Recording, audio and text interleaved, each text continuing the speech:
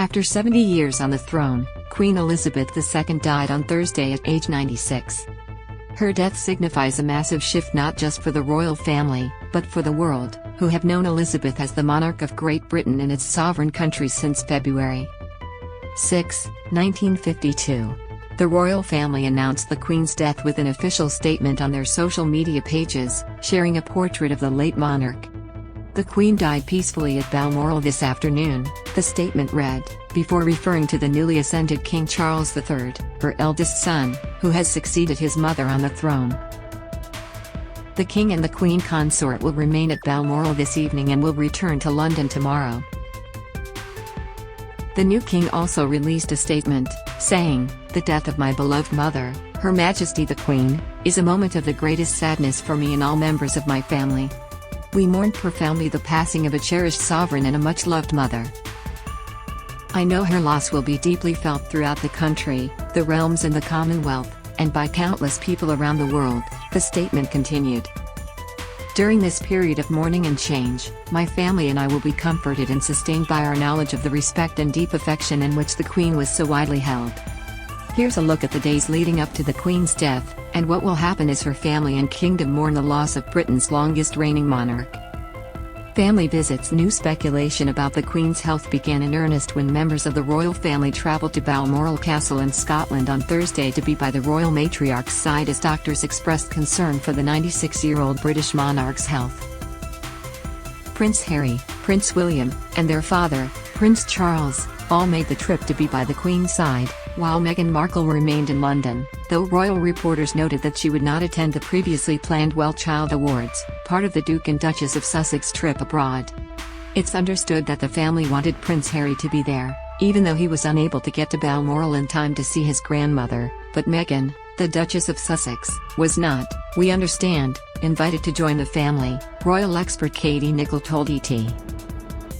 She has said she will go to Balmoral another time, but I think it is quite significant that Prince Harry travelled to Balmoral on his own without his wife.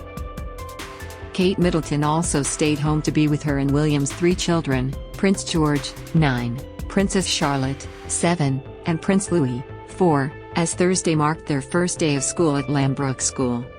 Elizabeth's other children, including Princess Anne, Prince Andrew, and Prince Edward, also made the trip to Scotland, as did Camilla, the Duchess of Cornwall, and Sophie, the Countess of Wessex. The family visits came after Buckingham Palace released a statement on Thursday, saying, "Following further evaluation this morning, the Queen's doctors are concerned for Her Majesty's health and have recommended she remain under medical supervision." The Queen remains comfortable and at Balmoral. Newly appointed Prime Minister Liz Truss, who met with the Queen earlier in the week at Balmoral to accept her appointment, also tweeted, "The whole country will be deeply concerned by the news from Buckingham Palace this lunchtime. My thoughts, and the thoughts of people across our United Kingdom, are with Her Majesty the Queen and her family at this time." The official announcement. The royal family announced the Queen's death on Thursday with an official statement on their social media pages, sharing a portrait of the late monarch. The Queen died peacefully at Balmoral this afternoon, the statement read. The King and the Queen consort will remain at Balmoral this evening and will return to London tomorrow. The world reacts immediately after Queen Elizabeth's death was confirmed. Tributes from all over the world poured in for the late monarch. "The death of my beloved mother, Her Majesty the Queen, is a moment of the greatest sadness for me and all members of my family," Queen Elizabeth's son, who's now known as King Charles III, said. "We mourn profoundly the passing of a cherished sovereign and a much-loved mother. I know her loss will be deeply felt throughout the country, the realms and the Commonwealth, and by countless people around the world. During this period of mourning and change, my family and I will be comforted and sustained by our knowledge of the respect and deep affection in which the Queen was so widely held," he added.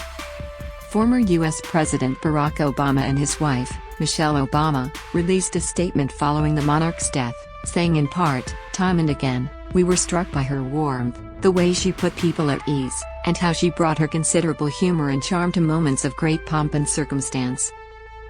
Like so many, Michelle and I are grateful to have witnessed Her Majesty's dedicated leadership, and we are awed by her legacy of tireless, dignified public service." Meanwhile, Helen Mirren, who won both a Tony Award and an Oscar for her portrayals of Queen Elizabeth, the former for the audience and the latter for the Queen, reacted to the late royal's death on Instagram. "I am proud to be an Elizabethan," Mirren wrote alongside a photo of Queen Elizabeth. "We mourn a woman who, with or without the crown, was the epitome of nobility." For more insight, you can take in all the notable reactions to Queen Elizabeth's death. What comes next? A series of royal protocols for the Queen's death have long been in place. Had she died in London, the plan known as Operation London Bridge would have taken effect. Her death in Scotland enacted a plan known as Operation Unicorn, so named for the country's official animal. The Queen's body is expected to be moved from Balmoral to Holyrood House Palace in Edinburgh, where members of the public can pay their respects. It will then be carried up the Royal Mile to St Giles for a funeral service before being transported by the royal train back to London for the burial service. In the hours following the Queen's death, Prime Minister Liz Truss, the Cabinet Secretary, Britain's highest-ranking civil servant, and a number of the most senior ministers and officials were informed of the death, with the PM being informed by the Queen's private secretary. The Prime Minister was then the first member of the government to make an official statement, addressing cameras outside Downing Street. "The death of Her Majesty the Queen is a huge shock to the nation and to the world," Truss said. Queen Elizabeth II was the rock on which modern Britain was built. Our country has grown and flourished under her reign. Following the royal household's official announcement, both through the news and social media, with the royal family's website and social platforms displaying a black page with a short statement on the Queen's death, the UK Parliament and the devolved legislatures in Scotland, Wales and Northern Ireland will be adjourned and a national moment of silence will be held. Upcoming announcements will include the royal family's plans for the Queen's funeral, which is expected to be held 10 days following her death. She is expected to be buried in Windsor with her late husband, Prince Philip. King Charles' crown plans for Charles' ascension to the throne have also long been in the works, under the code name Operation Springtide. The process began immediately following the Queen's death, when Charles was proclaimed the new monarch, King Charles III. Following an audience with the Prime Minister, the King is expected to address the nation and the world, likely on Friday, following his return to London. Members of British Parliament will then swear allegiance to the new monarch, followed by proclamations by the Scottish, Welsh and Northern Irish administrations. The new monarch will then receive the motion of condolence at Westminster Hall and then depart for a tour of the United Kingdom, attending services in Edinburgh, Belfast and Cardiff before returning to London for his mother's funeral. Plans for an official coronation ceremony will follow. Charles' wife, Camilla, the former Duchess of Cornwall, is also now the new Queen consort. The decision to give Camilla this title was at the sincerest wish of Queen Elizabeth herself, as announced in February 2022, when she celebrated her Platinum Jubilee. "When, in the fullness of time, my son, Charles, becomes king, I know you will give him and his wife, Camilla, the same support that you have given me, and it is my sincere wish that, when that time comes, Camilla will be known as Queen Consort as she continues her own loyal service," said the Queen in her message at the time. For updates on Queen Elizabeth's death, visit ET's ongoing coverage and see more below.